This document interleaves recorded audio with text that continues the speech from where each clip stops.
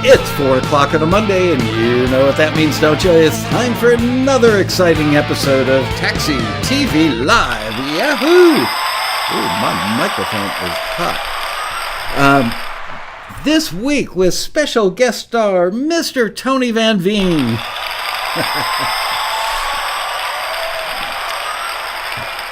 Hello, Michael. It's Hello. Actually, your watch is off. It's actually 7 o'clock on a Monday. That's right, for you. But I'm in California where all the cool stuff starts and then works its way to the East Coast. It's starting to get dark here in Havertown, Pennsylvania. Wow. And all of a sudden, your video just got glitchy. We've been online talking to each other with no glitchiness or pixelation. And as soon as we go live, you're starting to a little bit. But whatever. What to do? I hope they are seeing us. And let me double check. Nobody's saying hello to us. There we are. Yeah, we are live. All right. Anyway, I am very excited to have Tony on the show. He's one of my favorite guests because I don't have to work very hard. He's got a deep, deep well of just great tips. As I said in the email that went out, you know, there are a lot of CEOs that are kind of like up here on a pedestal, and then there are those who've been there, done it, and aren't afraid to get their hands and feet dirty. Tony's got dirty feet and hands. What can I say? He's been down in the trenches, and let's not make fun of him or anything, but he's a drummer, played a lot of live gigs. Instead of up there, I'm like down here. Yeah, scoot to your right a little bit. You were going out of frame there. All right. There you go. Perfect.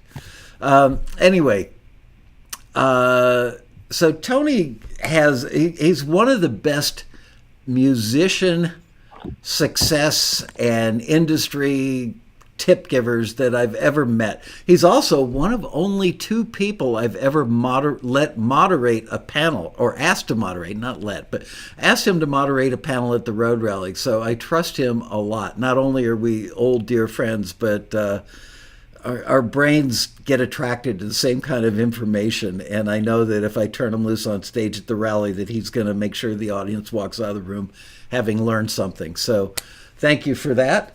This year for the rally, he's going to join us online for one of the sequels, which will be held on November 6th, 7th, and 8th after the in-person road rally has ended. Disc Makers will again be a sponsor of the Road Rally, and they're going to do a giveaway package at the Road Rally. We're going to have a tabletop display with a QR code on it, so you can just walk by, zap the code, and you'll be entered into the contest. You guys giving away vinyl or something this year? You know, we're debating it, but vinyl's been so hot and so popular. So if anybody here listening and watching us now is interested in winning some vinyl, let's do a quick poll. What you would rather win, CDs or vinyl? Just type it in the chat and we'll... Right. Literally type in CD or vinyl. What would you rather win a package of? It'll take a little bit because there's a little delay before we get an answer.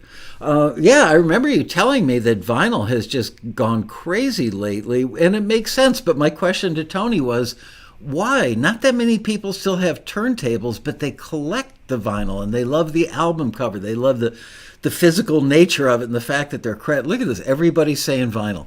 We've had a couple of CDs. Virtually everybody else is saying vinyl. You know, it's the vinyl story is so incredibly improbable, right? Yeah. Think about it. The hottest growth technology today is 70 years old in the music business, right? It's 70 years old. It's growing faster than streaming. And I've been looking at vinyl for, 15 years now. I'm like, this is not going to last. This growth is not going to keep happening. And every year, 35%, 35%, 35% compounded. So I think 41 million records were sold last year. It's a lot of records. But wow. That's shocking. My son works and lives in Brooklyn, and he was looking for an apartment a few months ago, and my wife and I were going to be in New York, and we're like, oh, you got some apartment, visits lined up. We'll go with you. and we looked at like 4 or 5 apartments with him. Every single one. Now this is Brooklyn, mind you, right? But every single apartment had a turntable and a record collection. And why? Now those people probably listen to it, but I've seen this stat recently that half the people who bought a record last year don't have a turntable. What's up with that? Right? Well, like you said, some of those people probably bought them as gift, right, for somebody else who has a turntable. But beyond that, it's like people vinyl. I think most people who own vinyl just listen to the music on Spotify, right? They just have it because they like the album cover and they like looking at it. But vinyl has become it's become a social thing. You have some friends over, and it's the whole ritual, right? Take the record out, put it on the turntable, carefully drop the stylus. I'm looking for my little dust brush that I've got near, but my turntable's about 18 inches from my hand. Yeah, I don't know, that old analog thing. It may be just kind of the pendulum swinging in the other direction after too much digital in the music business. I don't know. But we do have. So I've been working really hard on making our vinyl program attractive to independent artists, because the independent artists over the past 15 years, where there was such a shortage of capacity in the industry, independent artists have basically been getting crowded out of the vinyl market by the record labels. And now there's been a lot of capacity added in the industry, and we've literally cut, over the past 3 months, we've cut our price for vinyl in half. And did you guys still have the stampers and stuff left over from back when you used to do vinyl before CD, or did you have to go out and buy new machinery? No. I'll tell you a little secret. We actually we have a small plant locally that we work with very closely. So they're our vinyl partner. Gotcha. And I mean, we I know artists love vinyl, but artists don't know how much vinyl they'll sell. So our vinyl packages start at 100 units, and we just, as I mentioned, we dropped our price. 100 units start at $999, which is the lowest that I've been able to find online. And it's been getting a really good response. I think our vinyl orders have tripled in the last 3 months. That's great. My wife bought me a nice Technics turntable for my 65th birthday, not knowing that she bought 65? You're 65? I'm actually older than that now, but several years ago for my 65th birthday, she got me a turntable, and it was the exact same Technics turntable I had back in the day, so I was very happy to get that one again. It was kind of a mid-level. It's not like $1,000, super duper one, which frankly I'd be afraid to touch anyway.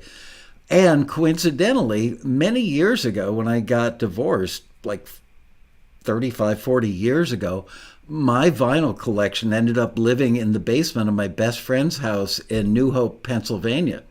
And about 3 years ago, right around the time I got that turntable, my best friend from back then had passed away, sadly, and his ex-wife, who was still friendly with him, sent me about a footlocker of my vinyl that was sitting in their basement. And one of those was my original mono Beatles first album that came out in 1964 in America, in almost pristine shape. So, yeah, I immediately put that on. And I've got to say, Jeff Emmerich, the Beatles engineer who I had on stage at the Road Rally years ago, said, anytime you go to buy old vintage Beatles, always buy the mono. It sounds better. Sadly, Jeff has passed away now, but I would argue that with him. It doesn't. I love mono stuff, but that record didn't sound that great to me. Then again, who knows? It's all a matter of taste. Exactly. There's an interesting one. I know the people who came here are probably not here to listen to the story. And when Michael and I get together, we never know which direction the conversation end up going. But the audiophile argument about vinyl sounds better because of the analog warmth, etc. And you'll get this, and I think most of our viewers will as well. It's a moot argument because all the vinyl that's being pressed today is recorded digitally. Right. And so there is no analog at the birth of the recording. So all that analog warmth, yes, the open reel recording is part of that whole analog, right? You want analog warmth, start on open reel, then you cut your lacquers, you make your stampers, and you press your record analog. Today's recordings, they all start digitally. So it's now not to say that there's no vinyl that's recorded analog. There are some audiophile jazz labels, etc., that do that.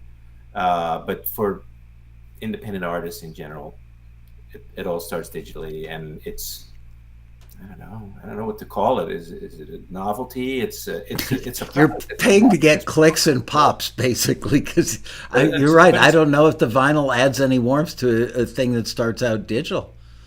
It's a product that the market has shown to want, though, and as such, as an artist, if you're looking to drive any revenue from your music, you got to sell something nowadays, right? Spotify does not pay enough in per stream royalty at 0.3 of a penny to make any money and pay any bills as an artist. So you need to sell something, concert tickets, records, CDs, T-shirts, in order to drive some income from music. I'm amazed by how many of our Taxi members that are in their late 40s up to 70 something are still gigging, where they've got a regular gig where once a week they play at a restaurant. I remember one of our members used to play on a train in Canada, one of those 3-day long train rides, and he was the guy in the bar every night. So I'm really proud of those guys. I'm sure that they got murdered during COVID, that they couldn't play gigs, but how cool is that to be in the back half of your life and still playing gigs? That's awesome. Dude, I hear from artists. I hear from, when every Saturday I do this short YouTube video that we post on the Discmakers YouTube channel. I watch them. With tips and advice. Thank you. And I will get comments and I will get emails from artists, and it's happened multiple times that there's artists in their 80s. They tell me, yeah, I'm 83. And how do I do this, or how do I do that, or how do I make more money from my music? I'm like, God bless you, right? Yeah. And sometimes they're really still hoping. They're 60s, 70s. They're really hoping to make it somehow. I'm like, enjoy it, right? At this stage, enjoy it. You're really fortunate to be able to play music, make music, perform music, and I'm sorry to say, the radios and the music industry is not looking for the next 78-year-old pop star. No, but who is the sync world. Yeah. We have had a 25-year relationship with the largest publisher of authentically vintage music, from literally as far back as the 30s up until now the 90s is considered vintage. They won't sign anything unless they can absolutely verify the authenticity of the date being claimed for copyright in the master recording. They go through a lot of painful steps to get there, but everybody in the industry who licenses vintage music knows about them, and we are their single biggest resource to find acts, because it's hard to just put the word out, looking. And a lot of the people who have vintage music don't have the proper paperwork, work for hire agreements, or they think that they own the song when actually it was a collaborative co-write in the studio in 1968. And so this company has to make sure all that stuff is taken care of. But all that to say that we've got several handfuls of Taxi members that are probably making $5,000 to $50,000 a year from music that they recorded back in the 40s, 50s, 60s, 70s, whatever. We had one gentleman who was in his 90s that had music he recorded, original music, and he owned the masters from the mid 1940s. And the company got him placement after placement in big Hollywood movies. And one day I called the old gentleman up and I said, look, I just want to let you know, all of us at Taxi could not be happier that here you are in your golden years. And people are getting to hear your music and you're making money rather than worrying about living off of Social Security and having a fixed income. I can just tell from the kinds of placements you're getting, you're probably making another 20 to 50 grand a year. And he started cursing at me. Turns out he was a sailor in World War II, so he knew how to curse like a sailor. And he's like, listen to me, young man. He was a little hard of hearing. Listen to me, young man. It's not about the effing money.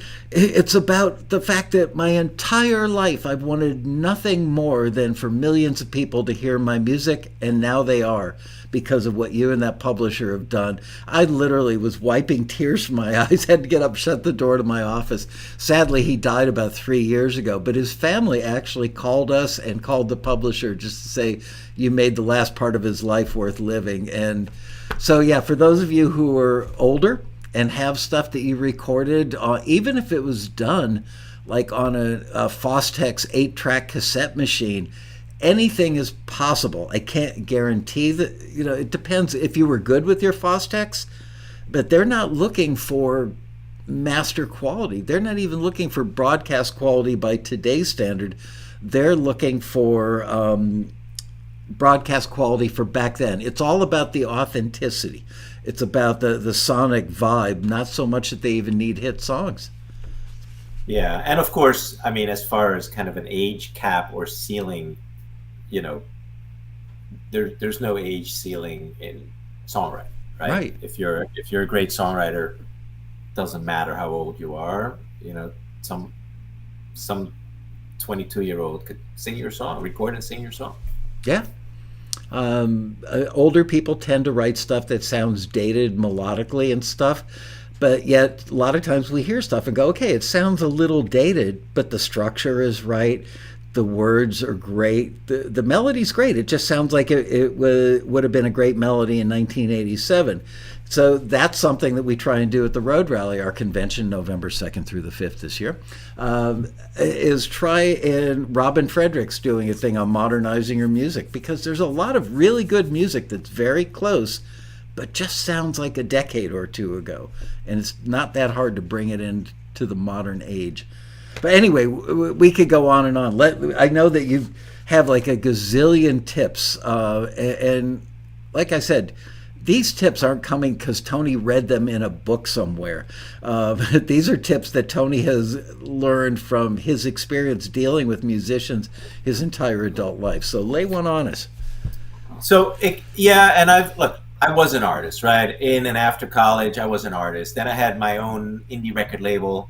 And then it's been, 36 years that I'm working at disc makers and dealing with artists. And so I hear a lot from artists who are telling me about their frustrations, their challenges, who are asking me, how do I find fans? How do I make money with music, et cetera? And it's tough in business or in the music business today.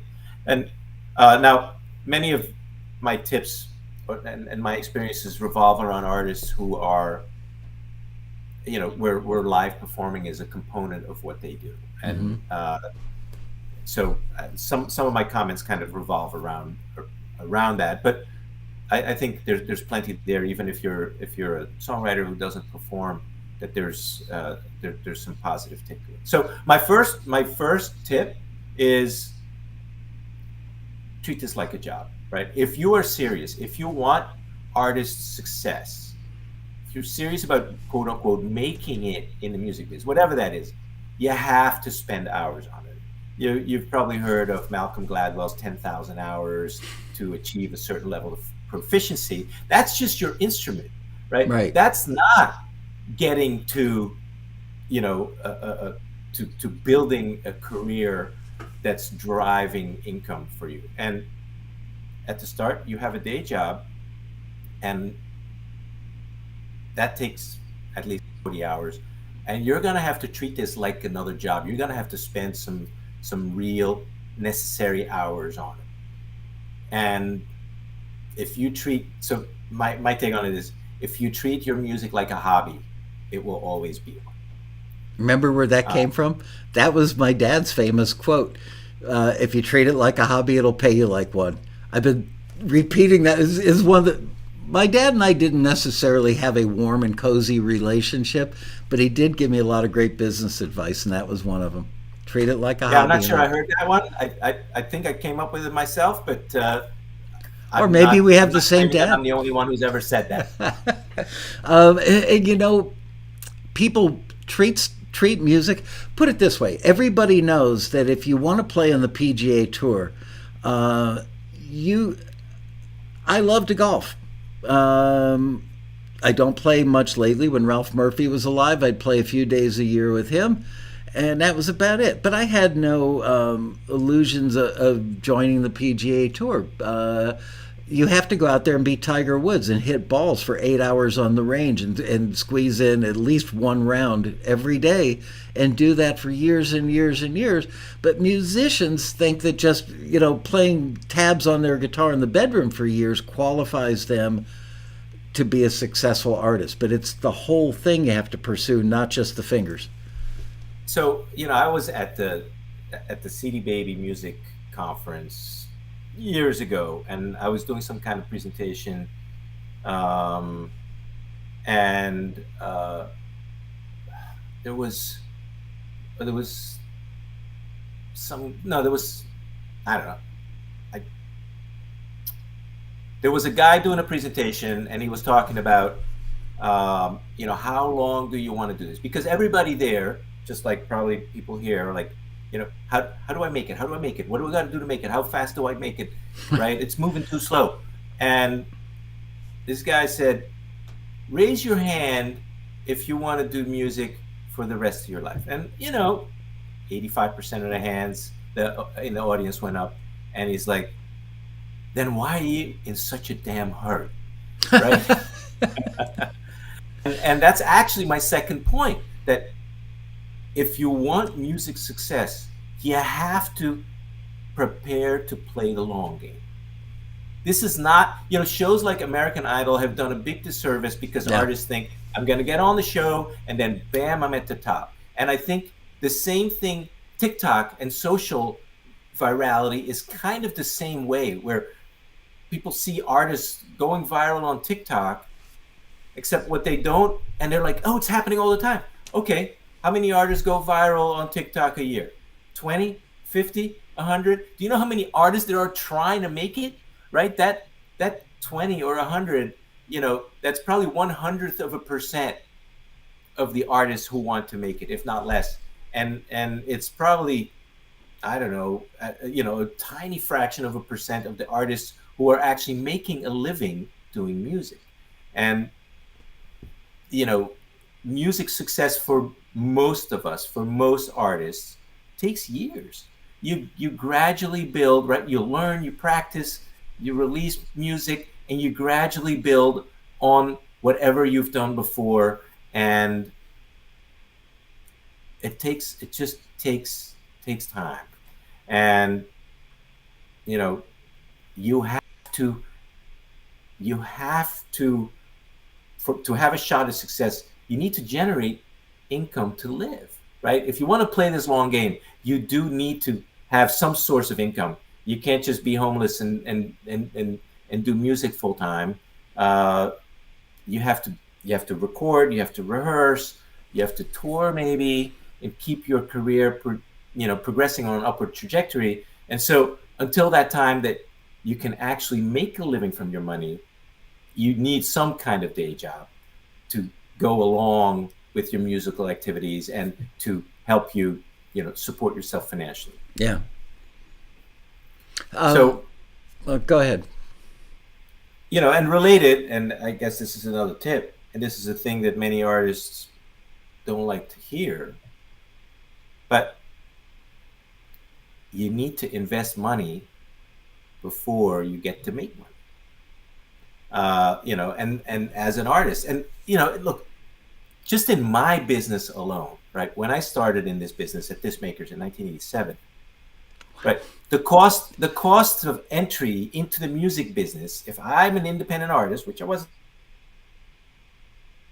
at the time, I'm an independent artist, and I want to have any shot at people hearing my music, forgetting about the recording cost, just the cost of getting my music to market was a minimum of $3,000, because you had to buy 1,000 records at $3 a record back in the day, and it was $3,000. Today, for $29 on DistroKid, you can upload as much music, unlimited amounts of music. So the cost of recordings have come way down, right? So artists frequently are unwilling or hesitant to invest money. But, you know, if I draw an analogy to business, right, when a new company launches, they typically spend tons of money up front, right? They're hiring people, they're doing R&D, they're renting space, they're buying inventory, they're spending on marketing and ad campaigns before they start seeing revenue, let alone profit. And it's the same way with you as an artist. You need to rehearse, you need to record, you need to buy instruments, you need to, you know. Well, nobody's got a problem buying instruments. That's where musicians will spend money. I'm certain they will spend there. They will spend there. Yeah, but spending money is really, you need to do that if you want to get anywhere. And as a related point, you know, most artists, if you're an artist who's interested in performing and building a big fan base, you need to spend money on marketing and promotion. Because it costs money to get fans to know you. And I want to read you something about that. You know Rob Shirelli, right? I'm not sure I do. He's my best friend. That I produced him when he was like 19 or 20 years old. He was living in Boston. He would come to New York. He would take his drum kit and guitar and a bass, load it all on People Express, go to Newark Airport, get on a bus, go into Manhattan, and push his drum kit in cases and his guitars all the way across Midtown to the studio I worked at to work with me at night. And then a couple days a week, I would fly to Boston and work at the Cars studio. It was called Synchro Sound with him. Anyway, we became great friends, and we've been friends for like close to 40 years now. Anyway, he's got 5 Grammys, 100 plus gold and platinum records. I mean, like Stevie Wonder, Ray Charles, Madonna, that level of people. And he and I were talking about this the other night. Sometimes we can go 3 months. We live 4 houses from each other. We can go 3 months and not have a conversation. We had a 2-hour one on like Friday night. And one of the things that we talked about was DistroKid, CD Baby, all these Apple Music, all these ways to distribute your music, Spotify. I have several music attorneys that are good friends of mine. I have publishers that are very close friends of mine.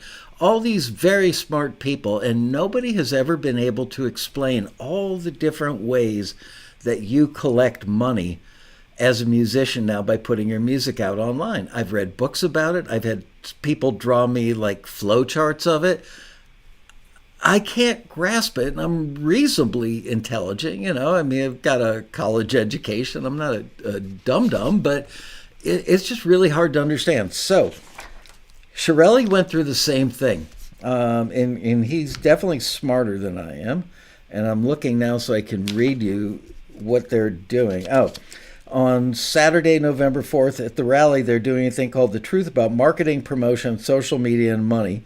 If you're a songwriter, producer, independent artist, or licensing music for sync, this is not to be missed.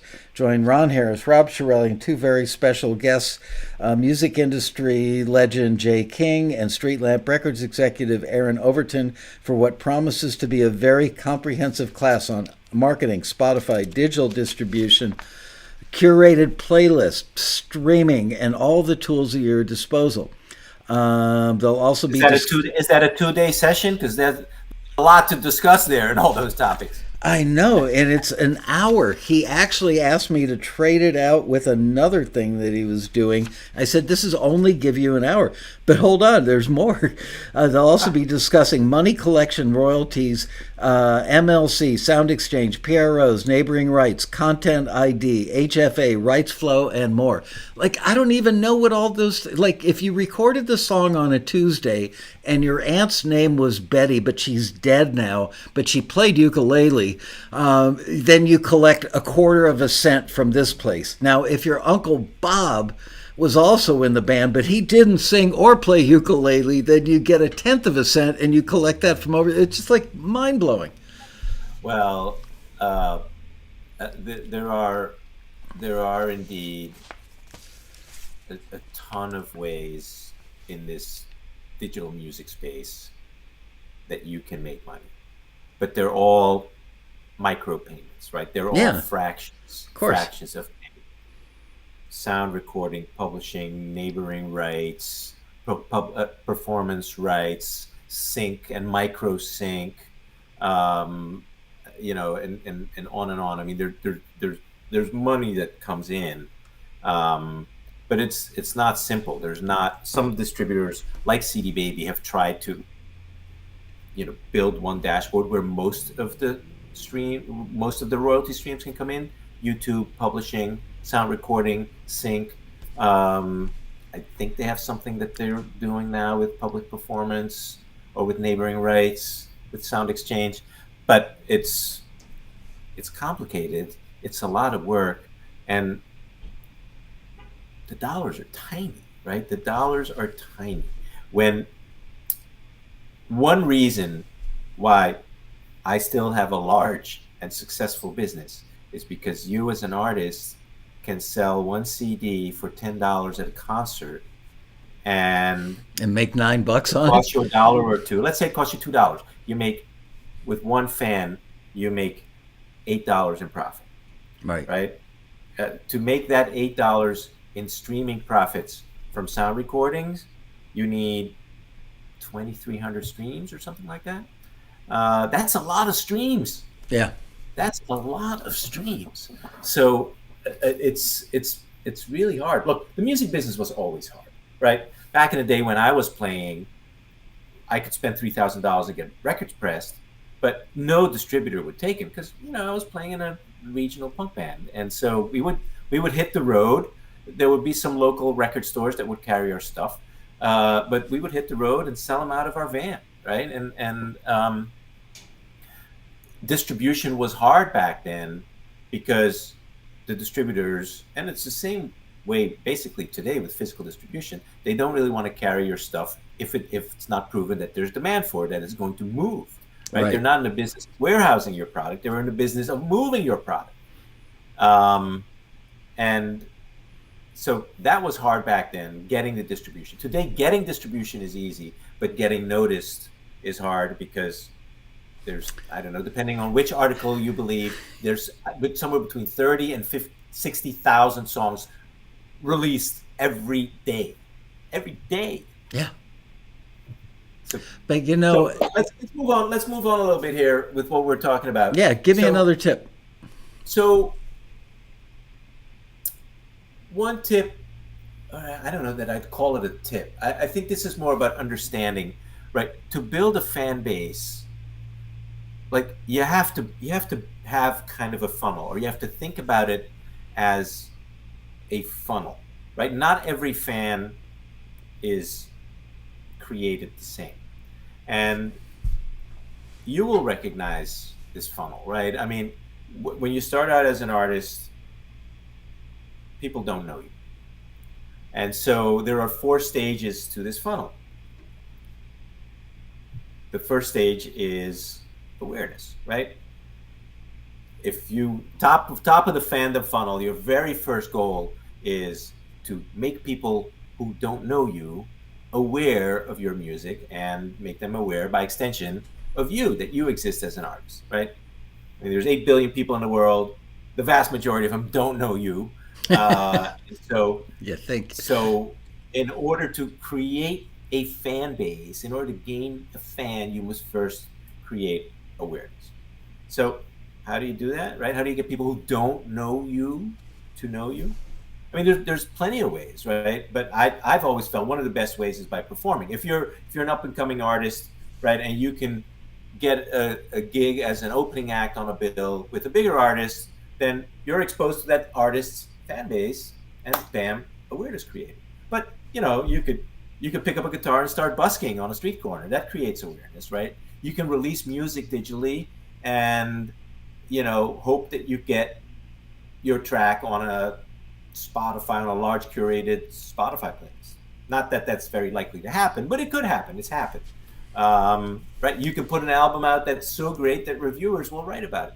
But the idea is you have to go from anonymous to, oh, I've heard of this person. And then the second step of that funnel, of the fandom funnel, as I call it, is consideration. Right? During the consideration phase, the music fan who has heard you considers whether they like you or not, right? And they show it by making a small commitment. Right. So what is a small commitment then, right? Well, maybe they follow you on Spotify. They subscribe to your YouTube. They follow you on Instagram. It's really tiny. It's not time consuming, but this is a person who heard you and thought, kind of cool. I might like to hear more. And so like bookmarking a page on your browser. Yeah. So they have a small commitment. They make a small investment in following you somewhere, or maybe even signing up for your mailing list when they're at a concert. So then stage 3 of the fandom funnel is conversion, what they call conversion, right? This is where that fan who's been considering you decides, yes, I like this artist. And where in a perfect world, they'll actually spend some money on you. They'll buy a concert ticket. They'll buy a CD off your Bandcamp page, or a T-shirt at a concert, or they buy you a record on Record Store Day. And so that's really, I think, the start of a real fan who can be a sustaining fan for your music career. If they've demonstrated their fandom by spending money. Because if you want a music career, you have to make money somehow. That could be from taxi placements. It could be from selling concert tickets, right?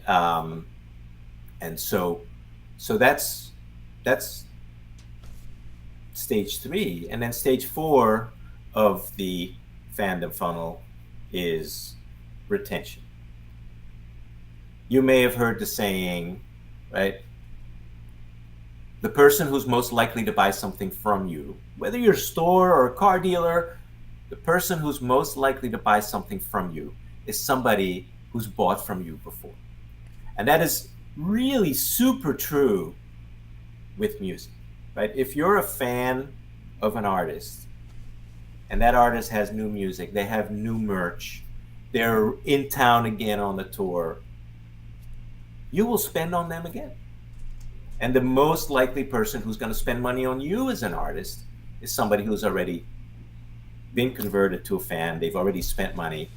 And so the retention phase is critical because that's where you maximize the lifetime value of a music fan, right? The lifetime values, how much money are they going to spend on your music, on your concert tickets, etc., over their lifetime of being a fan. And it may not be linear. Something we've discovered with lifetime value of a taxi member is it's very unlinear, meaning that somebody could be a member for 9 months and give up because they don't get any forwards. Some people will even ask for a refund, even though they're technically not entitled to one, just because they're not being successful with taxi. But they wave goodbye. They go home either pissed off or with their tail between their leg. And then 2 years later, they re-up again, and they do it for a year. And they get a couple of forwards because maybe in the interim they were checking out advice from their fellow members on the forum, or their egos were tamed a little bit, whatever the circumstance is. And they come back, they have a little more success, but then life gets in the way. They had a job change. They moved to a different city. The kids are going to college. Whatever got in the way of their music got in the way, so they drop out again for 2 or 3 years. then they come back again. And that's why some people say to me, look at the age of the people at the Taxi Road Rally. There are a surprising number of middle-aged and senior people. And I've figured out that the reason is because they now have all those life changes pretty much behind them, and it's a clear path to producing their music again. And once they come back in their 40s, 50s, or 60s, then the longevity kicks in, and they can pursue it because they've got the time, they've got the money, and they don't have life getting in the way. Speaking and about... It's perhaps, even more extreme for your music fans because they've got life going and getting in the way. And if they, if you're performing live and you're coming through town and they have another commitment that night, or it's too late because they have to put the kids to bed and they're working a 7 a.m. shift the next morning, they may not buy for a while, and then at some point they may buy again. Look, this is the retention strategy is something that as an artist you actually have to deliberately work. Look, I've had it, right? When I'm looking through my CD or my record collection, or just scrolling through my Spotify artist feed, I'm like, oh, right? You have artists that you forgot about, that you liked 10 years ago, 20 years ago. I'm like, oh yeah, they were good, right?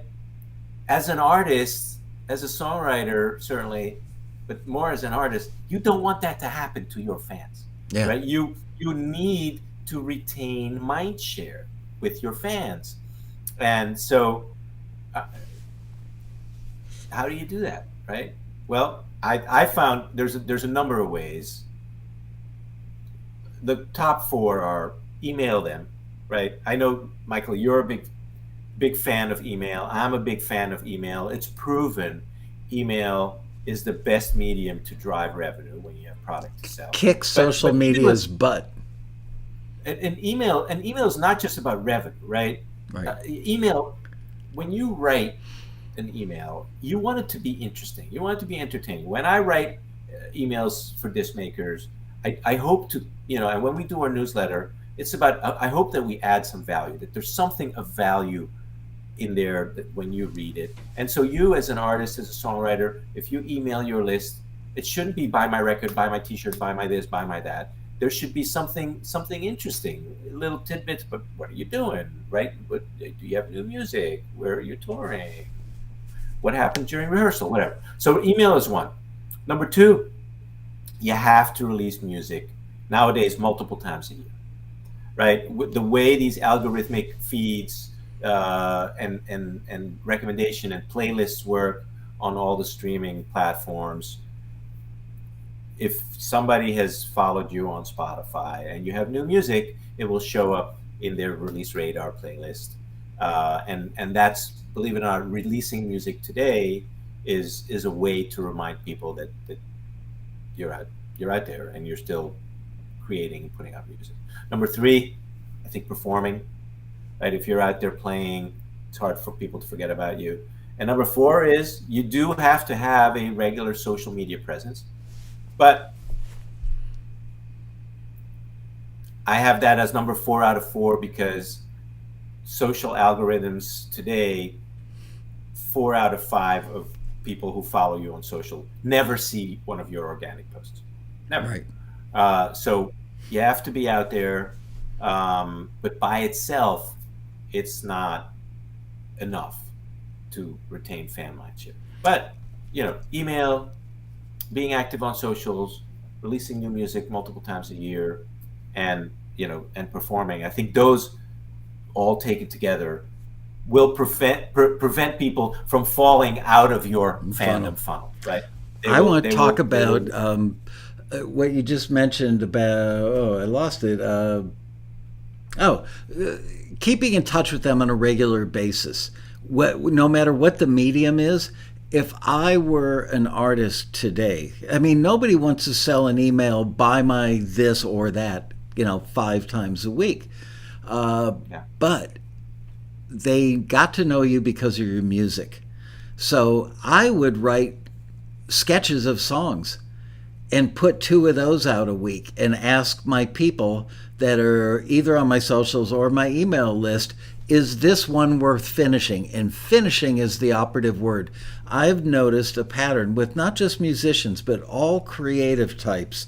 They don't like to finish stuff because once you finish it, then it can be critiqued or criticized. So if you don't finish it, you could say, I've got this really good song I'm working on, got to finish that. And they never do because they don't want people to go, not so good. So if that is an obstacle for you as an artist, then take stuff that's not finished. Take a song that's in its roughest form and put it out there and say to your fan base who is paying attention to you because of your music, what do you guys think? Is this one worth me spending 50 or 100 hours on to finish it? That way you get them involved in the process. They feel some ownership, and you don't have to spend 100 hours finishing something to put it out there and get meh, No, I love that. Look, this is something you want, ideally, you want to not just add value with your communications, whether it's email or social. You want it to be interesting. You want it to be entertaining. You want it to be interesting. And if I'm a fan of an artist, and I see this sometimes where artists, or regularly where artists, they'll be in the studio and they'll just, something will be playing over the monitors and they'll do a little video snippet and you can hear it, right? I think that's cool because you get like a little snippet of what's one of the songs that they're working on. It's interesting, it's engaging, and yours takes it to the next level, which is basically, involvement. Yeah, right. You get to help shape the path I'm going to take because you're the most important aspect. That gets you real buy-in from your fans, from your followers. Yeah. All right, next one. Yeah. This is an obvious one. I hear a dog. Be professional. That's my dog. I don't know if you can see my dog, Charlie. Hey, Charlie. He's a loud breather. Charlie. He speaks very highly of you. Be professional, right? And that's an obvious one. Particularly, be on time. I mean, I don't need to really dwell on being professional, but with a lot of artists, either they're undisciplined or, they're too cool for school and they think they can act like jerks and it'll all be okay. And for some of them, it may be okay if they're really, really good, but most of the time, people don't want to deal with you if you're not professional. Agreed.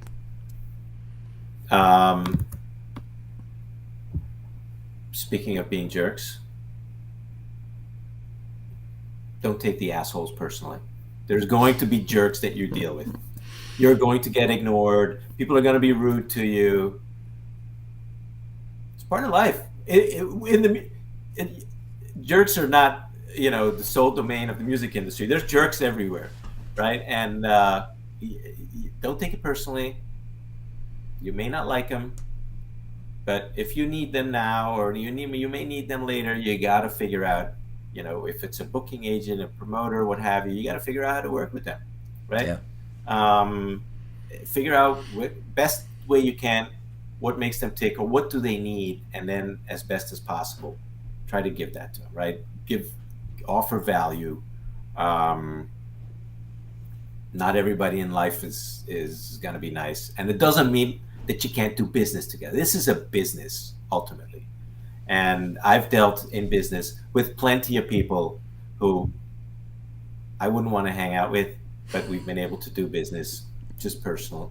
It's just perfectly fine. Somebody's dropping boxes on the other side of the wall from where I sit. We got dogs, we got movers.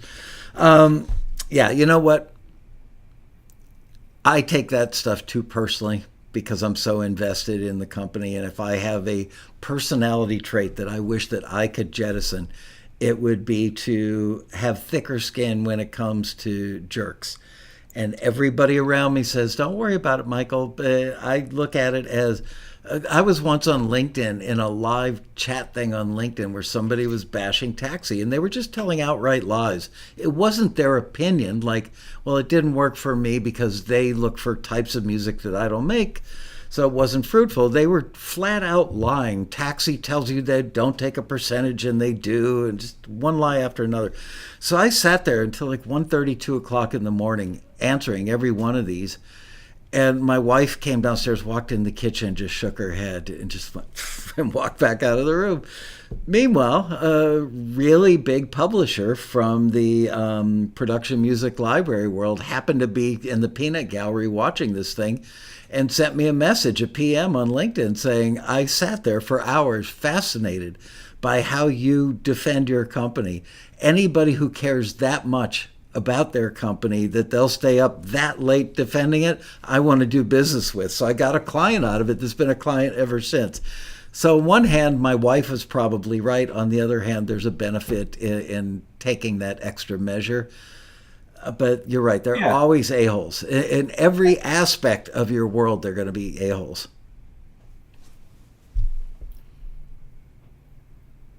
I hate to say it, but we may even have a client or two who's an a-hole. Still got to deal with them. Yep. Customer's always right. The customer's always right. Yeah. We try so hard to live up to that standard. Some people just make it really hard to find an agreeable resolution. You can't reason with unreasonable people. Some people are just a little off, you know. Yeah. All right, give us another one. All right, this one may sound a little gratuitous, and it maybe is a little gratuitous, but it's not as gratuitous as you might think, and that is make awesome physical product. Okay. And part of it is you need physical product to make money, but the operative word is awesome, right? I mean, fans love a connection with the artist that they get from owning a piece of physical product, whether it's a CD or a vinyl or a T-shirt or a hoodie, and you know, it's essential to your survival as an artist. But it's got to be awesome, right? The design has to be great. I mean, I've seen some bad album covers. I bet you have. Do you guys have a wall of bad album covers? I've heard some bad recordings. I have heard some people who can't sing in tune to save their life. And it's hard to really move product when it's like that. Yeah. You know, your product has to be so awesome. It has to be so cool that, let's say you have a T-shirt at a merch booth, that somebody who sees it they have to covet it. They have to want to have it. I've been at concerts where I saw an opening act who I didn't know, and I bought their T-shirt, not because I was a fan of that band, though if they're horrible, I wouldn't have bought it, but they were fine enough. But their T-shirt was so cool that I thought, I'll happily wear it.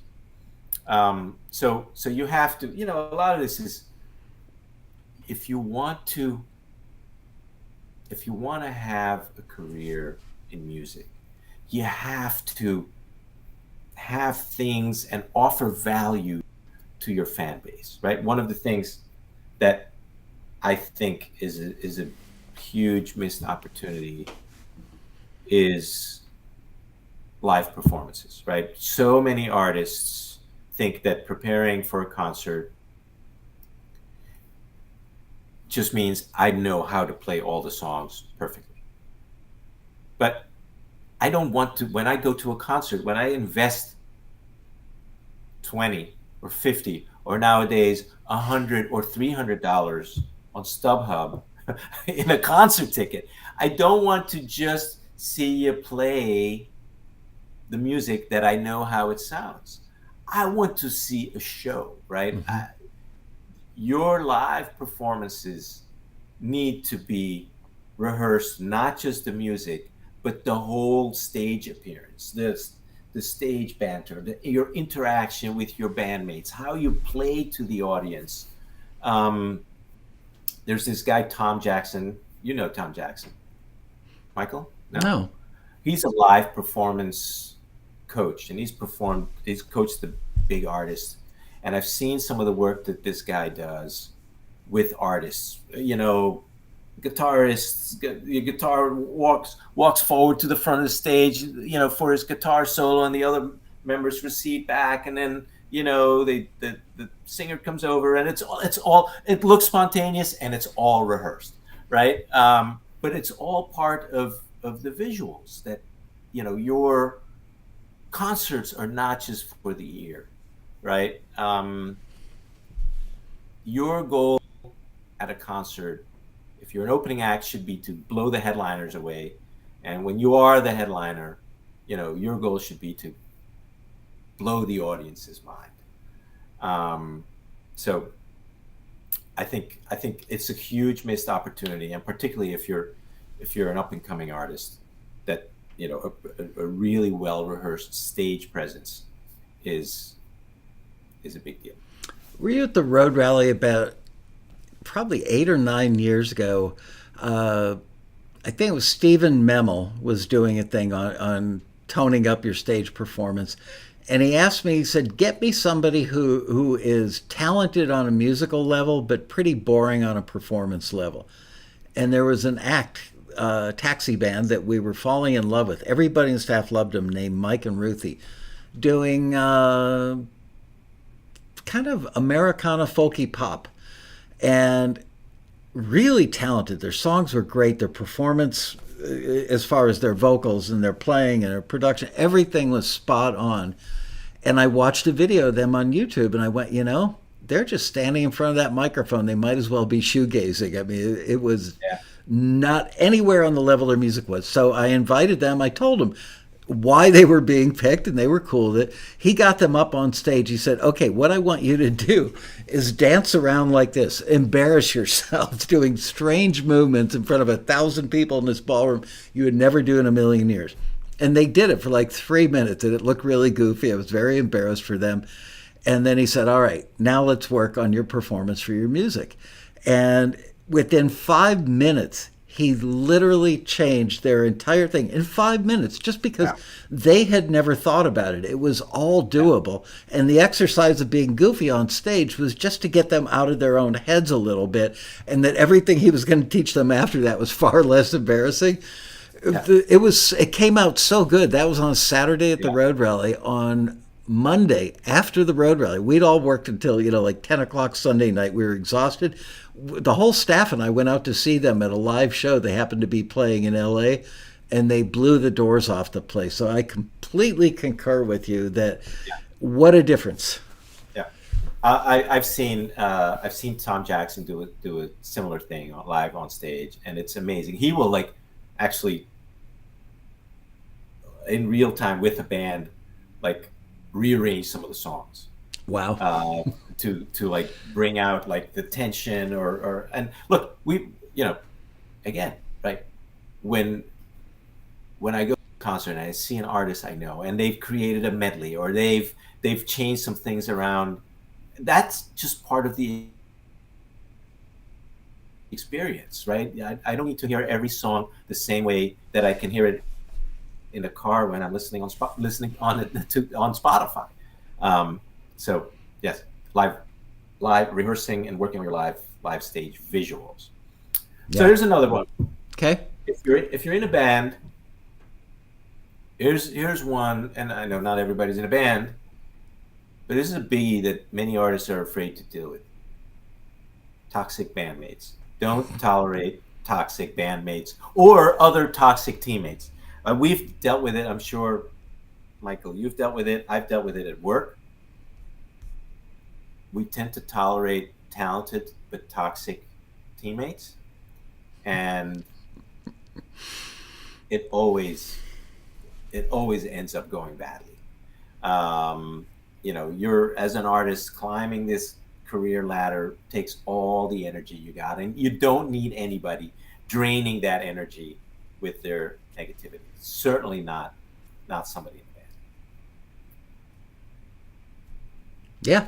I can think of some past employees that were really smart and really good at doing their taxi tasks. They were reliable and fast and brought something to the table, but their level of toxicity was such that it was destroying the company around them. Literally, the other people hated working with them, but didn't want to tell me until it was too late. It's kind of like a marriage that's been spiraling downward for 15 years.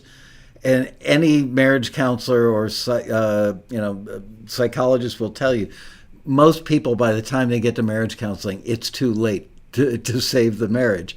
Same thing could be said for toxic employees, and I've been guilty of that, because when you get somebody that does the tasks really well, and those are hard to find, you might have to go through 2 or 3 or 4 people till you land on somebody who you go, finally, we got a winner. And then you'd find out 6 months later, yeah, but that winner is costing the heart of the company, the mental stability of their coworkers. Everything goes to hell. So because of one toxic person, a bad apple will spoil the bunch. Yeah, it's absolutely true, and it's even worse. When you work with a small team as a band, or you have a manager, in a van going to gigs with them. People, and one of them is toxic. Yeah. So, Did you see Daisy Jones and the Six? Oh, you're kidding. I think it was on Apple Plus, maybe HBO Max. I'm not sure. You've got to watch it. You will love every minute of it. It starts out a little slow, as many of these limited, 6-episode series do. But it's basically kind of like a little bit based on the Fleetwood Mac while they were, when they brought Lindsay and Stevie on board. It's not really a copy of that, but there's some elements you go, wow, this is very Fleetwood Mac-ish. Daisy Jones and the Six, you will not, you'll be up till 4 a.m. trying to binge the whole thing. But that's a classic example of a local band that was the hot local band, but they just couldn't break out of the local thing because they were missing that key element. And they meet this young girl who's talented, but she's a rebel, and they bring her into the band, and the toxicity that happens between the guy who founded the band and leads it and this girl who makes the band grow and become famous is epic. And the whole time, any of us who are in the music industry go, yep, seen that like 50 times. That was a good one. All right, next up. How long are we going? We got another half hour, 28 minutes actually. We got another half hour. Yeah. All right. How about this one? Ask for what you want. I see, most of the opportunities I think that are left on the table are because you weren't clear on what you wanted and you didn't ask for what you wanted, right? If you're at a concert, if you're performing live on stage and you want people to buy your merch, ask, right? Be on stage and say, hey, we got brand new t-shirts, or we got CDs at our merch table in the back. I'll be there autographing after the fact. Say hi to Bob back at the merch table. Bob waves to the audience. A little connection is made. They feel comfortable talking to Bob. Yeah, all that. If there's a songwriter that you respect in your town and you'd love to co-write with them, ask. If you don't ask, they don't know, right? They can't read your mind.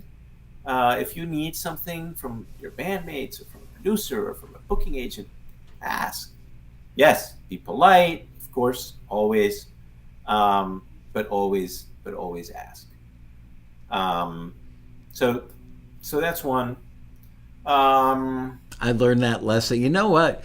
Remember when you and I met in Chicago one time and we did a joint seminar together? Yes. Oh, a long time ago, probably like 20 years ago. Boy, are we old. And I never used to bring anybody from the staff and even attempt to sell memberships because I thought it was in bad taste to try and sell people something at an event where I'm trying to educate them. And I happened to be going to Minneapolis for a meeting regarding Taxi and Borders books. We got them to do an end cap display of indie artists from Taxi. And Doug Minnick, our vice president at the time, went with me.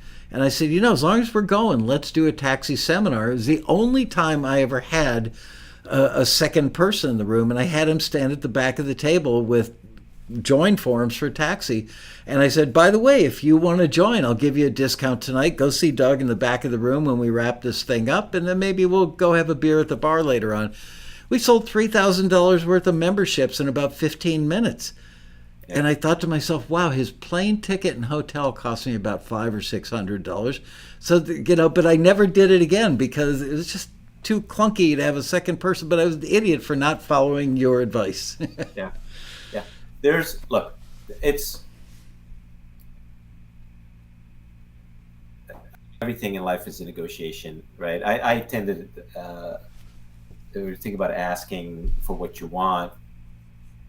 If you don't ask for enough, you're leaving opportunities on the table. I attended a negotiating seminar once.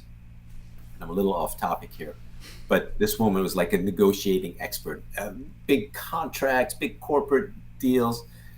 She said, it is a fact that people leave the most on the table simply by not asking for enough. So now you gotta. Why don't they ask? Because it's scary to ask.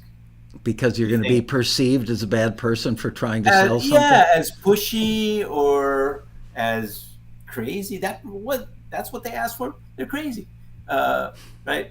This UAW negotiation now is a really interesting case point from real life today, right? What are their two big asks? 40% pay raise for their staff over the next 4 years, and a 32-hour work week at 40 hours of pay. Now, going in that it's not going to happen, but boy, that sets the bar up here. I mean, I'm watching this with a lot of interest because I think from a negotiating tactic perspective, it's really interesting to see what's happening. I think Chrysler, Stellantis, when did they become Stellantis? I don't know. I've never heard that word. Wow. Exactly. I hadn't either until this came up. There's no more Chrysler. Evidently, it's Stellantis. They came across their first counter was 21% increase. All right, 21% increase. Not bad. Over 5% a year. Yeah, that got shot down. So they're by making a big ask, they're gonna come up with, I think, probably a big increase. They're not gonna get everything they want, but it's really interesting to see that. So wow. Really, they want a 32-hour work week but get paid for 40. What happened to like the America that existed shortly after or immediately after World War II? Like we're all in this together. We're all Americans, and I don't know. If I wanted to live in France, I would move there. America's long gone because we did not just emerge from a world war, right? And that was 80 years ago, brother. I know. You would hope things would improve over time rather than not improving. I guess in some regards we have, but many things have improved, right? Standards of living in general have improved. Equality in many ways has improved. There's been lots of improvement, but we're off topic here. Let's stick to music because not everybody agrees on these kind of topics. So, when we talk about kind of music longevity, the music business is a tough business, right? There's a lot of rejection in the music business. I have the feeling that you may deal with the occasional client who's not that happy at a rejection. If all you focus on is the grind, you're not going to last. And so you have to take time to celebrate the wins, right? whether it's another milestone, or you got a taxi placement, or you played a sold out show. This is it's not just all about the destination. This is a journey, and you have to, just like when you're on a car ride, right? If you can look around at the landscape and enjoy the ride, the whole thing becomes much more tolerable and pleasurable. And so I see artists who take it all so seriously, and I hear I hear from so many disheartened, disillusioned, disappointed artists, and I'm like, but yeah, you haven't sold out the stadium yet, but look at where you are today compared to where you were at last year or 2 years ago. Right. So you gotta take some time to be appreciative, take a breath, and recognize the little successes that you have, and maybe big successes along the way. I could use some improvement in that area. I'm not. I could too. I'm not the journey guy. I'm always, shooting at a target, reaching for a goal, and will just grind and grind and grind until I do it. I rarely fail because I'm willing to put in the hours and do the hard work. And when I fail, I go, well, I tried my best and I failed, so I don't carry that around. But I wish that I could just take time to smell the roses a little more. Yeah. And celebrating is hard for many of us. We're goal oriented. I have the same thing. I probably don't celebrate enough, but it is important to recognize the journey. And look, you are gonna have failures. You are gonna get knocked down, and my next piece of advice would be, when you get knocked down, get back up, dust yourself off, right? We're all going to run into headwinds. We're not going to get that gig, or we're going to play to an empty room, or you make a mistake here or there. It's all right. If you're in it for the long haul, dust yourself off. Learn from the mistake. Saying this, you got to learn from the mistake that you've made, but it's got to keep going. What were you going to say? In the chat room, I see Jillian saying $2,000, 25 forwards, 3 years, only one call back. Sounds bad on paper. I sure hope you're coming to the Road Rally, Jilly, because we are doing a panel that is so perfect for you. And it will be on Saturday, 3:45 in the afternoon till 5:15. Does it feel like your music has gone into a black hole? I have such empathy, I guess, for our members who get a lot of forwards and they don't hear back from the companies, or they end up signing a deal with the music library, and a year and a half later, they've not gotten one placement from that one thing being in that one library. This is going to explain it all. We've got Mason Cooper, who's a music supervisor, Pedro Costa, who owns a music library, Matt Vanderbo, who's a very successful taxi member, and Vince Nicotina. I just added him because I was working yesterday on a Sunday, working on Road Rally stuff, and I saw an email from one of our members, Vince Nicotina, saying how long it took for things to pop for him. And now all of a sudden he's getting great placements and things are really happening. And he says, in so many words, hey, fellow members, don't get discouraged. You're going to fall down a lot. You're going to have a lot of things that aren't going to go your way. Stick with it, because. So I'm very excited that we're doing, does your music feel like it's gone into a black hole? No, I think it's a great point. I feel like sometimes it seems like artists, they throw in the towel. It seems like right before their music is about to turn a corner and like start going up. Yep. And why? Because the grind wore them down, A, and B, I think it's it's partly maybe they're not prepared enough to play the long game, but also they're not really watching their metrics. And this is another piece of advice you need to have as an artist. Again, you're in business. You're an artist, but you're in. If you want to make a living at this, you're in business, right? Yeah. And you need to have an awareness of your basic metrics. You need to look at some numbers to gauge, am I treading water, or am I going forward, or God forbid, am I going Sinking? back? Yeah. And I mean, Michael, I know you look at your business owner, you look at the numbers, I look at the numbers, right? Where we look at, leads and prospects and quotes and revenue and orders. As an artist, your metrics are different, but you want to periodically look at how many followers, how many YouTube subscribers. You certainly want to know, how many streams.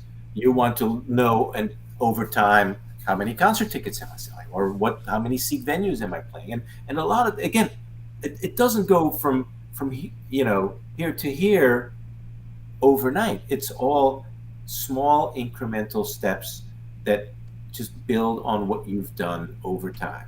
And so having some basic awareness for your metrics, look at them once a quarter, right? If it's not your thing, once a quarter, go to your Spotify dashboard or your CD Baby or your DistroKid dashboard, look at your socials and look at how many followers you have, and ideally, have a Excel sheet or something, and you can kind of track it over time, and you can see then what's happening, and are you moving in the right direction.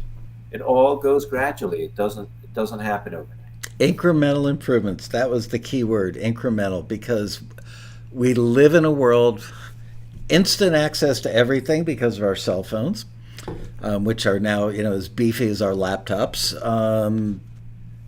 Fast food, a huge number of TV channels, streaming channels that we can watch. Everything is very quick. Years ago, when my dad was still alive, he said to me, "Why are you so obsessed with that damn phone? All of you in the room, you're all holding your phones, acting like it's your spouse or your best friend or something." He wasn't wrong. No. But if you're watching your other people's social media, take that time and watch your own metrics. Not a day goes by. You could literally ask me when I walk through the door of my home every night to sit down and have dinner, how much we grossed that day at Taxi, or how many new members we got. Excuse me. We know our metrics, and it's almost like a game. It's not. It's only depressing when things get slow for a while, but for the most part, it's like doing better at a video game or any game. It's like you constantly want, but there is no magic bullet. After 32 years running Taxi, I've discovered there's no magic bullet. No, there's no magic bullet. There's no guarantees, right? Including for you as a songwriter, as an artist, there are no guarantees. And yes, I agree with you, Michael, that it gets a little depressing maybe when numbers aren't going in the right direction. But that I'm sure that's for you as a songwriter and an artist, it's the same way. But you can use that. In fact, you should use that to take a look in the mirror and figure out, what am I doing wrong, right? Why are my numbers going in the right direction? Why aren't my followers growing? Why aren't my streams growing, right? Is my songwriting not good enough? Am I not managing my funnel, right? Am I not communicating enough with my with my followers, with my list? Or is it an external force like the economy or COVID or any other external force? The weather's been bad. Last 3 times we played a show, it rained cats and dogs. Because external forces will do it, and you just have to. That's when you tread water, no pun intended. But there are times that you tread water.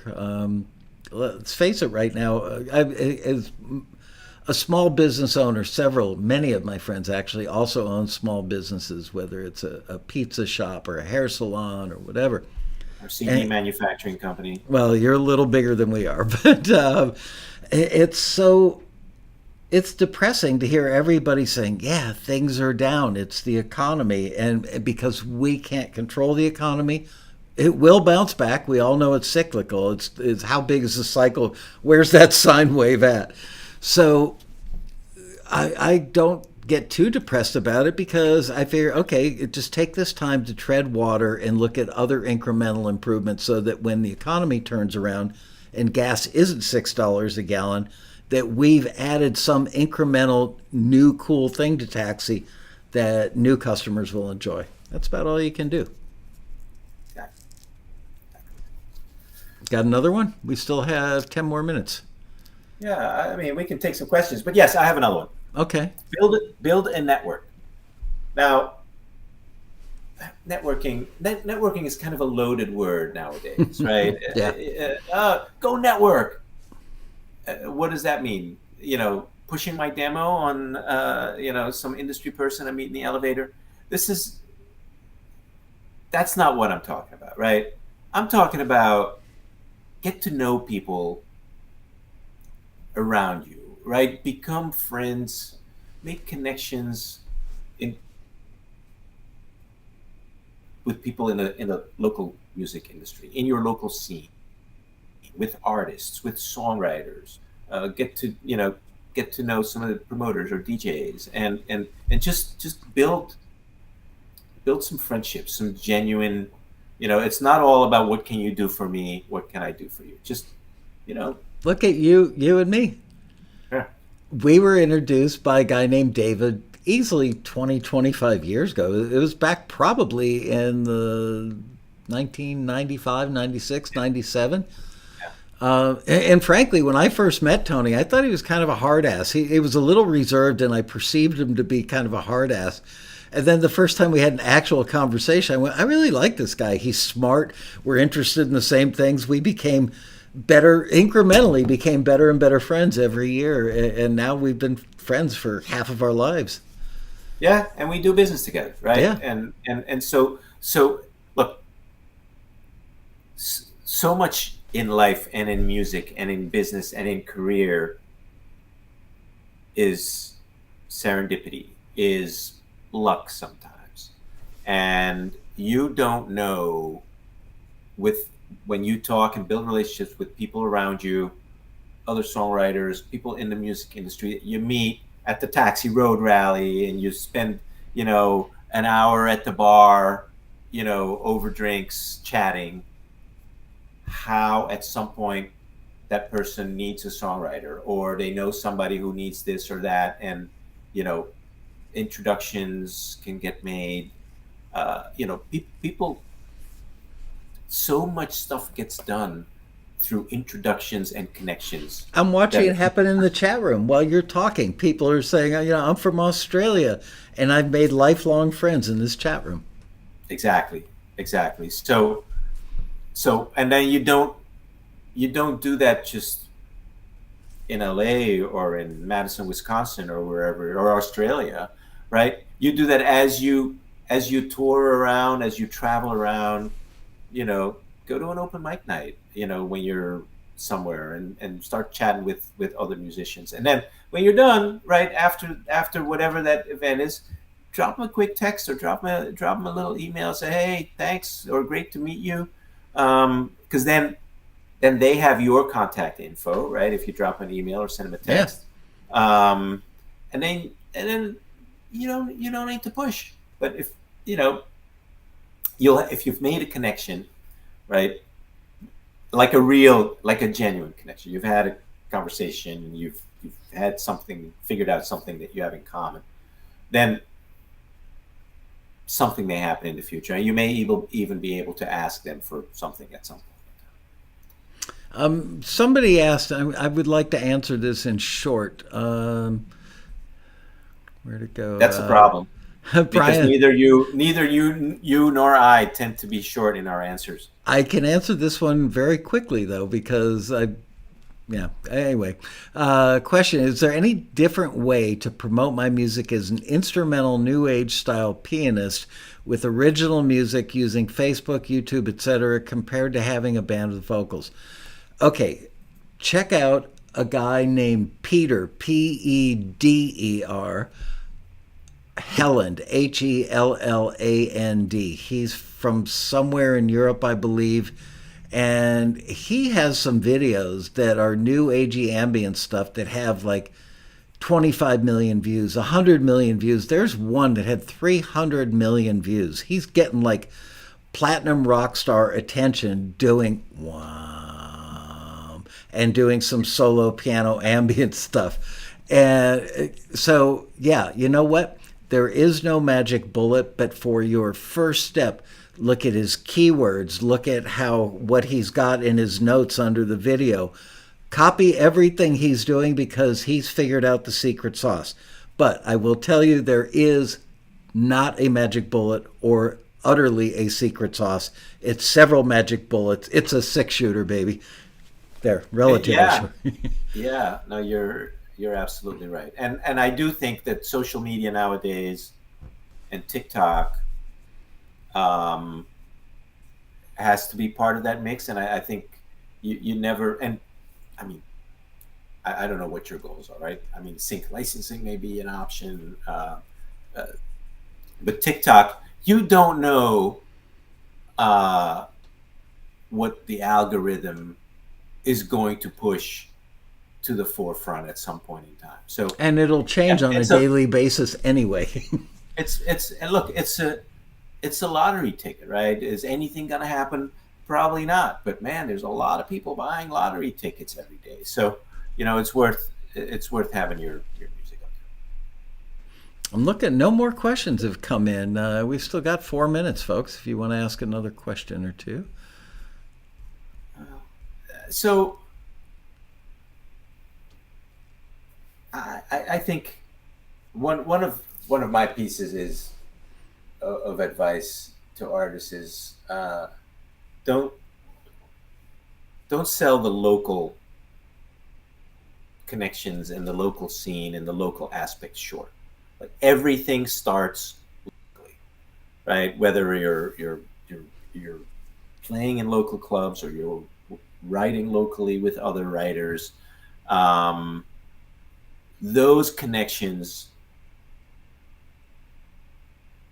those experiences form the foundation of whatever the pyramid is that you're building, to create a sustainable, music career. And locally, the local connections are much early in an artist's career tend to be much more important than they give them credit for. Because they're like, this is just a local person. This is just a little coffee shop, whatever, that I'm playing.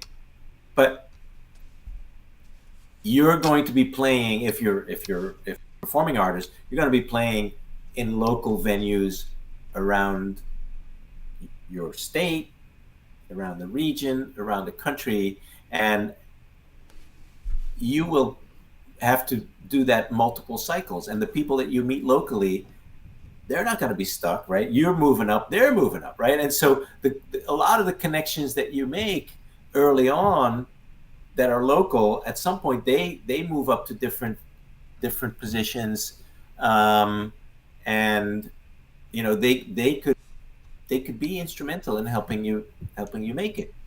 And that's just people in the industry. That's not to talk about your local followers, your local fans, the people who've been with you since you were, just an independent artist, and who have, to use a term I used before, who have the opportunity to have the greatest lifetime value because they've been with you the longest. Yeah. And so, you want to love those local fans and make sure that they love you and that they feel appreciated, right? Engage with them in person, engage with them on your socials, answer their comments, on your YouTube. One of the things I do, and this is not really, this is more about engaging and not really about local, is on these YouTube videos that we post every weekend, I watch them. This is my fun during the weekend, is read the comments on my YouTube videos and then reply and respond to them. And it's a great way to, for me to stay in touch with artists and what they're doing. Here's one last question, because we're just about done. From Marion Laird, she wants to know why CD Baby has a payout level at $10 instead of making it $1, since it's by direct deposit anyway. I want you to know, Tony and Discmaker sold CD Baby some years ago, but you can probably still answer the question. I think it's just an admin thing. It's like how many dollar wire transfers, right, or electronic payments are we going to make? And frankly, as an artist, $10 is not that much. Right. There's a fee, isn't there, every time you do a transaction? There's a cost. There's a cost for making the payment. But look, if there's $3 in there or $6 and you really need it, my experience is that you ask CD Baby, they'll pay you. Yeah. But it's just a matter of, right, from a company, the running of the company perspective, right, it's how many of these payments are you going to make? And if it's $1, then you're going to be making a lot of micro payments, and it's these they all have to be processed. Payment processing have to be run. It's hours of labor, it's computing expense, and then they have to be transmitted via ACH or electronic transfer, and there's a fee for that as well. Well, I want to thank you for joining us today. I want to thank you for having me. Tony Van Veen, everybody. But before I say goodbye, I want to let everybody know that Tony will be doing a thing for the Taxi Road Rally sequels. I haven't scheduled who's doing what and when, but it will either be on Monday the 6th, Tuesday the 7th, or Wednesday the 8th of November. Guys, I'm about maybe we'll do a three-peat. We'll do it'll be like the recent Metallica tour where they play every city twice and they won't repeat any of the songs. Maybe we can talk about different things every night, you and I. There you go. All right. I'm gonna actually start the sequels at 4 p.m. Pacific time, because last year we did the sequels starting at 9 a.m.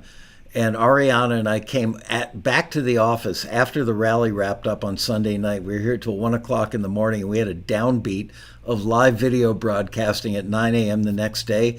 And I said, never again. Plus the fact nobody showed up during the day because people are working. So we're going to do probably 3 things per night, Monday, Tuesday, and Wednesday.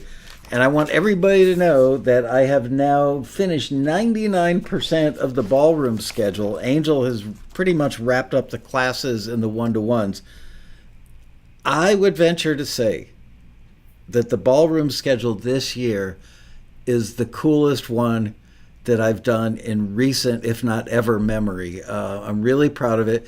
And I got to tell you, a week ago, I wouldn't have said that, to be perfectly honest. I was frustrated and angry. I just wasn't getting calls back from people. Things were falling into place. And like it happens every year, when you hit the 6-week out mark, it all falls into place. And what resulted was me coming over yesterday and working till like 9 o'clock last night on a Sunday. The schedule is done. There's still a couple of people that haven't called back to absolutely confirm. But it's awesome. And one of the things we're doing this year that is really cool, this was a very late edition. I have a friend named Steve Block who's a publisher in Nashville. We're doing a thing at 5:30 on Saturday evening, just for an hour in the ballroom, called Before They Were Hits. We're going to play the actual demos of songs that became big hit records. So play the demo and then the hit, and do that for 4 or 5 really big songs. So that should just be a fun hang. Amazing. So, Michael, I want to say you and your small team do an amazing job with this road rally. Thank you. It's one of the, to me, it's perhaps the best, certainly one of the best music conferences, like chock full of practical tips. I love attending. I'm sorry that I can't attend this year and in person. And I mean, I must have attended, I don't know, 15, 20 of them. Yeah. And it's great. I mean, my first Taxi Road Rally, I remember you had Steve Seskin up on stage. Co-writing, a live co-write. And he was like deconstructing Beatles songs, and it like blew my mind. I'm like, if I had known these songwriting techniques when I was still a songwriting and performing artist, who knows, I might be making music for a living instead of selling CDs or records for a living. So that's a great point, because people, my staff has been calling people, you're coming to the rally. And one thing they hear from people that are not coming to the rally is, I don't think my music is ready yet. It's like, dude and dudette. That's why you're coming. Yes, thank you. You get it. Accelerate your progress. Right, and dramatically so. Not, the road rally is not incremental. The road rally is an explosion of awesome information. The hard part is trying to get to everything you want to go to. That I will admit. Anyway, Tony Van Veen, ladies and gentlemen. Tones, great hanging out with you, man. Every time I hang with you, I think we really need to go fishing, but now we've got to wait until May of 2024. We've been known to meet each other in Miami and do a day of fishing and then fly home the following day. We got to do that. 2024, May of 2024. You and I are going fishing in the Keys. All right. Sounds good. Thank you, Michael, and thanks to everybody who tuned in. Thank you for making the time to do this when it's nighttime for you. I really appreciate it. Tony Van Veen, ladies and gentlemen.